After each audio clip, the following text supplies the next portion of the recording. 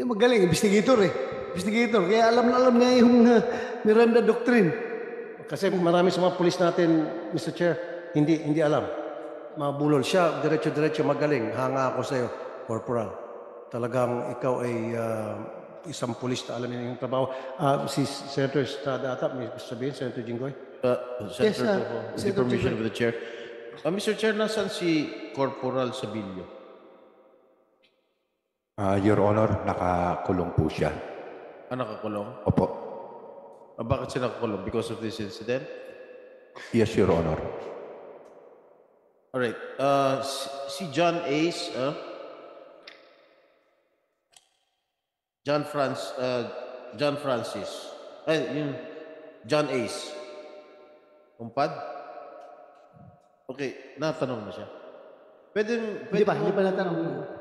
I-describe sa amin kung ano yung pangyayari. Una po muna nun, kinuha ko po yung sahod ko dun sa katrabaho ko sa Eastwood. Tapos yung pauwi na po ako, banda sa may Talipapa, sa elementary. Doon ko na po napansin na sinusundan po nila ako. Sa may Talipapa po muna nag-umpisa sa San Isidro. Anong bayan to? Barangay San Isidro po. Saan nga yan? San Isidro Rodriguez Rizal. Rodriguez, okay. Tapos yung pababa na po ako, sinisitsitan po nila ako, di ko po sila pinapansin. Sinisitsitan ka nila sa Bilyo? Opo, nakamotor din po sila. May kasama si Sabilio? Opo, civilian, may bag po na itim. Yung si Sabilio nakamotorsiklo? Opo. Naka-uniforme? Hindi po, naka-civilian. Hindi siya naka-uniforme? Opo. Oh. Tapos yung napantayan na po nila ako, tinanong po ako ng driver, sabi, "Boy, taga saan ka?" Sabi ko, "Taga dyan lang po ako sa Tulay." Tapos sabi niya, sino nagtanong sa'yo? yung driver po na si Sabilio. Oh. Alam mong pulis siya, hindi pa? Hindi po. And sabi niya po sa akin, "Pulis ako, asan yung papel mo?" Hindi ko naman na po inisip na pulis sila kasi mga nakainom po tapos nakasibilyan. Kaya pinatakbo po ng mabilis yung motor. Okay. Hinabol ka? Opo. Pagdating ko po sa bahay, pagbaba ko po ng motor, kumatok po ako sa pinto. Mabilis din po yung paghinto nila sa kanto namin eh. Yung napansin ko pong may binubunot na baril yung back ride, din ko na po hinubad ng mabilis yung helmet ko. Para ang banang pagbato. Na-identify ba kung sino yung kasama ni Sabilio? Opo. Na-identify? Parehas na po sila nakakulong. Okay. Pulis din, hindi? Civilian lang po. Tapos yung pagbabad ko po ng helmet, napaabante po konti yung motor nila kasi nakasagabal po yung bag niya sa likod eh. Di niya po mahugot agad. Kaya yung malapit na po ako sa kanila kasi lalapitan ko sila, pinaandar na po, doon ko po binato yung helmet. Saka po sila tumumba. Yung pagdapli sa back ride. Tapos pag angat po ng driver, doon ko na po napansin na bumunot na po ng baril saka ako pinagpapaputukan. Tumakbo na po ako. Pagdating ko po sa may harap ng bahay namin, sumigaw na po ako na wala nang lalabas, tatakbo na po ako. Tapos nagtago lang po ako sa halamanan ng kapitbahay namin. After 2 minutes po, bumalik ako sa bahay. Doon ko na po nalaman na may tama na po yung isa kong kapatid na si John Francis. 9 years old lang itong kapatid mo? 15. 15 years old lang? Opo. Okay. Tapos? Doon na po, tinakbo na po nila sa ospital. Kasama yung kuya ko. Okay. General Lucas, ano ba ibig sabihin ng oplansita? Meron ba talaga kayong oplansita? Opo, sir.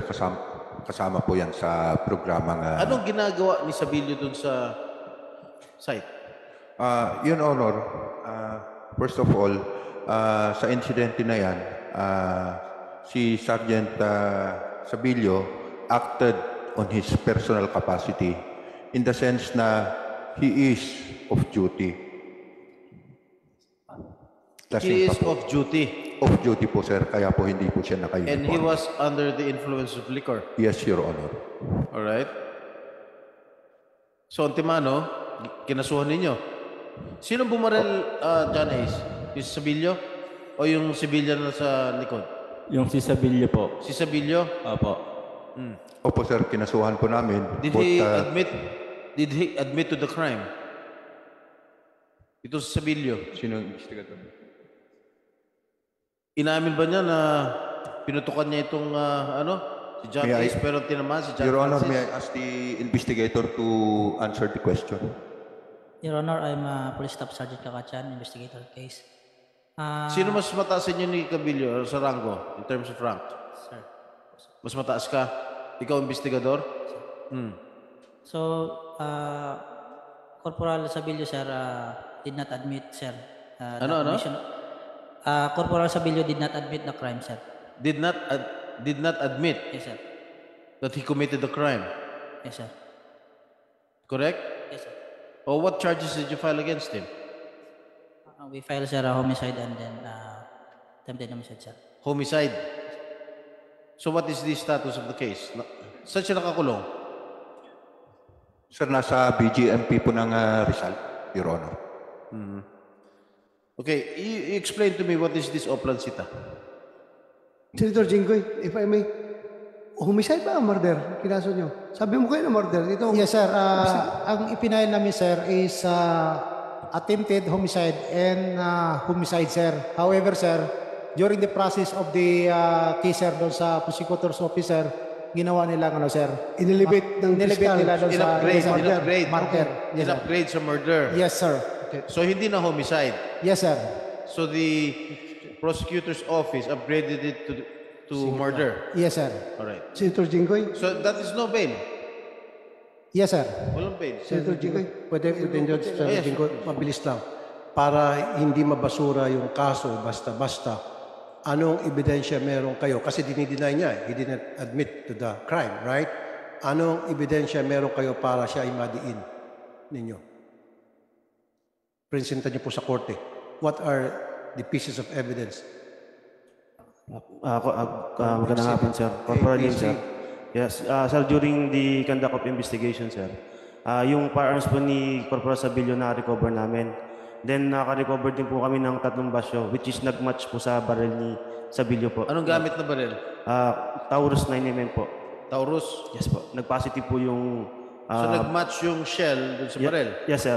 Although, sir, negative sila sa paraffin, sir, pero nag-match yung baril niya dun sa na-recover namin ebidensya dun sa crime. Kailan nyo pinaraffin test? During that time din, sir, Bakit nag-negative kung siya bumaril?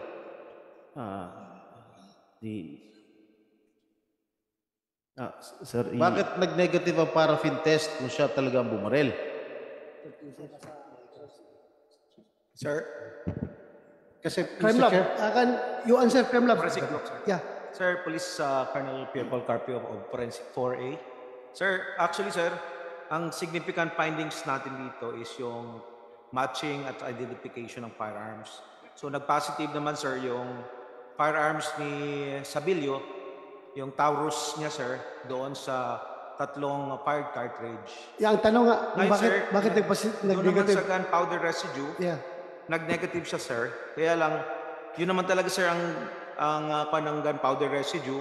Minsan, sir, talaga, may mga findings kaya siya negative, such as factor, sir, nung revolver versus yung 1911, mas maraming nagpapositive sa revolver. or after a few days na nangyari yung pagpaparaffin test. It is possible also, Hindi, sir. ang sabi kasi ni Police Corporal, on the spot, nag-paraffin test kayo, di ba? On that same day? yes, sir. On the spot. Okay. Sir, if I may, we have also our chemist here that is very much capable of answering the questions with regards Yung to... forensic chemist dyan, ang alam Yes, mag-explain sir. kung anong mga factors Your Honor, na... if I may, Yeah. Police Major Rosales, sir. Simple lang naman yung tanong ko. I am not a scientist or I am not a chemist. Di ba usually, ang sabi ni Corporal Jmar, nag-negative siya sa paraffin test. At isinagawa yung paraffin test on the same day. How many hours after the incident, after the crime? Isinagawa yung paraffin test. On that day, sir, Yes, I know on that day. Ano oras ba nangyari? Yung krimen? madaling araw po, sir. Madaling araw. Ano oras ka madaling araw? Past 12 na po. Past 12. O, kailan nyo isinagawa ang paraffin? Hapon na po ata yun, sir. Hapon? Kinabukasan? Hindi po, on that day, sir. Bali, Ano oras ba nangyari? Sabi mo madaling araw. Sir, 12:05, sir. In the Nag-start morning? yung insidente, sir. In the morning, In sir. the morning. Okay, what time did you administer the paraffin test? Sir, I received the paraffin request at 12:40 in the morning of August 21, sir. So roughly more than 24 hours, sir. Oh, wala na talaga. Mag-negative na talaga yan. You told me on the same day. Ano ba? Sinabi mo parehong araw. Eh, sabi ni chemist after 24 hours. That is not the same day. Sinabi mo parehong araw. Jemar? Yes, sir. Sorry, sir, sa tagal na kasi ng nangyari, sir. Ha? Sa tagal na po na nangyari, sir, medyo hindi ko na po naalala, sir, yung date, sir. Pero I know, sir, na... Alam mo, pag nagsisinungan na rito, ikaw mauna rito makukulong. Ano ba talaga? 21 na, sir. 21 na po. Ano 21? August 21 po, Your Honor. Kailan ba nangyari ito yung insidente? August? August 20 po, Your Honor. August 20. Yes, sir. You received, Madam? At 12:40 in the morning of August 21, 2023, Your Honor. So August 20 nangyari krimen. So that is 24 hours in the morning. Yes, Your Honor. Usually, pag one day ang kinundak ng paraffin test, mawawala na yung residue, powder residue. The gunpowder residues can be detected up to 72 hours, Your Honor. 72 hours. Or 3 days, Your Honor. Alright.